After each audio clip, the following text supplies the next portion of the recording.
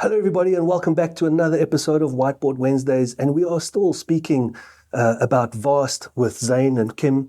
And we've done a little bit of an overview, a little bit about the architecture in our previous episodes. So if you want to go and have a look at that.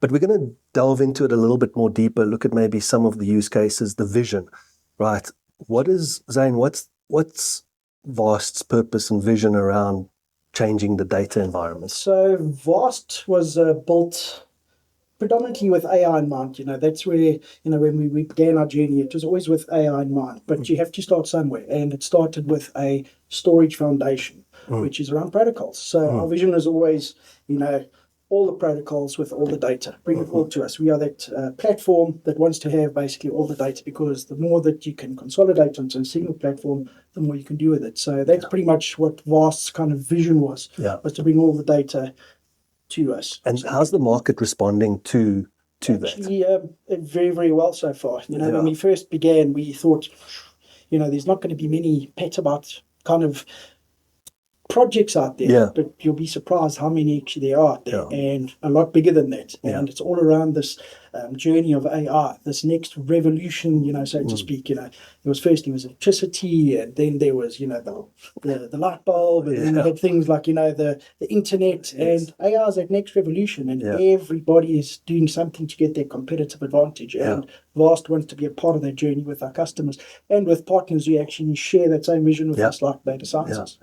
So, I mean, that vision is what's being executed on. I mean, we've been following VAST as a technology over the last 5 years already as data sciences, and I think that's always for us a great indicator as to how well is an organization executing against that vision. But with that, it's not just about the protocols. It's not just about the different types of storage and making it cost effective in terms of doing that. Kim, when an organization is looking at the diversity of data that they're having to deal with, you have everything from, video that's becoming such a big part of any organization, right? All the way through to telemetry data. In the middle, you've got everything in between object and high transactional data. You've got, digital twins that's starting to change the way in which we, in real time, are interacting with data and all of those type of things. How is it that you can kind of have this one platform that starts being relevant in all of these different areas? Yeah, I think to go back to the beginning, if you're sitting with a data store, is the protocols. Then we said it before in the previous episode, you got to put the stuff somewhere. But the problem is that when you want to start doing something with that data, it's always either a copy out or it's going to be some kind of duplication or work with that to do something to manipulate the data. So to get ahead of it is to, kind of see if you can bring more services lower into the actual platform. And that's really, when you talk about execution, that it has been happening with us. We've seen that. We did, I think in 2023, when we first joined, we introduced the database. And the database was there to kind of look at something like in the market that hasn't been performing too well, and the vendors kind of maybe disinvesting in it. So the first thing we looked at was looking at analytical data. Can we actually use something that's in the AI and ML space to bring down? So the database came out. The database really focusing, if you think of the data structure, like in Parquet files, just a lot smaller, and high performing. Storing data about the data with the block. So meta. Really transactional. And the catchphrase is it's a transactional database for a data warehouse. And that's really where we've been focusing, is a data warehouse type database. The next thing we kind of put on that as well, how do we feed this database? And now, this is now that next step of it was, well, can we introduce another protocol that could be like a message bus, So when we're putting data in, whether it be CCTV, like you said, it clicks on a website, that triggers an event. Correct. How can we become that event broker that captures that event and then puts that straight into a table that's queryable? Now, if you think about that process, you're not just storing data, you're actually part of the data pipeline. Correct. And that's the journey, right? So that is the first element around what we've done in the last 2 years is don't just be the platform, actually be part of the data pipeline. Correct. What that means, customers don't have to buy more hardware to do these things. They can do it directly on the platform. So Kim, that's actually, quite quite an important point, right? In terms of integrating into that data pipeline, bringing the technologies as close to the storage as possible, right? And not having this plethora of different tool sets that you have to maintain and engineer and integrate that causes so much overhead in that space. So the vision that Vast is then taking on and what we've been seeing in terms of the execution is integrating data pipeline, data enablement, tool sets, protocols, data formats into the actual platform. And the reason that you can do that is because the control plane is completely separated from the actual storage size. So you have the ability to manipulate, I guess, compute resources to deal with different aspects of the data, right? Yeah. And that is what makes Vast so powerful in terms of working with. So obviously now you guys are bringing the technologies, you curating that protocol set or a Kafka type messaging bus into that, but you're supporting that. You're going to be looking after that. So when a customer then is making an investment into storage, they're actually buying a highly intelligent platform. Correct. That abstracts a lot of the engineering of actually building out a fully fledged data pipeline, regardless of what they need to deal with, right?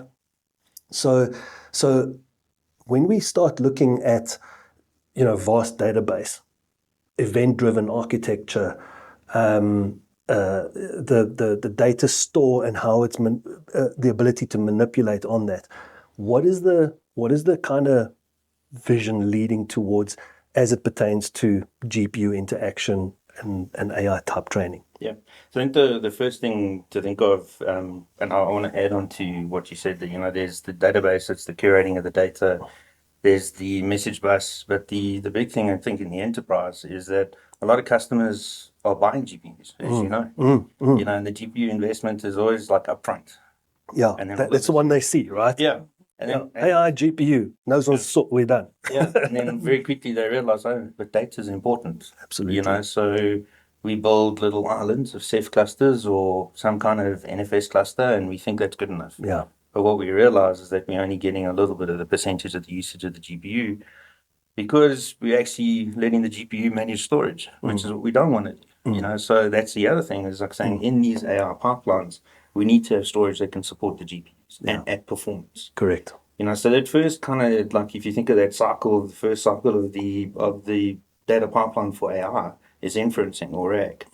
And that doesn't need massive GPUs. We're not talking H100s, H200s, or B200s. We're talking an L40s, that can sit in the pipeline and it can inference and it can basically practice its models and get to a data set that's good enough to put up to the GPUs. Yeah. And when we do that, it needs to be highly performant. Absolutely. And that, like you said, that disaggregated approach that we've taken says that if we need more performance for NVIDIA GPU Direct, we can isolate some of our resources to that.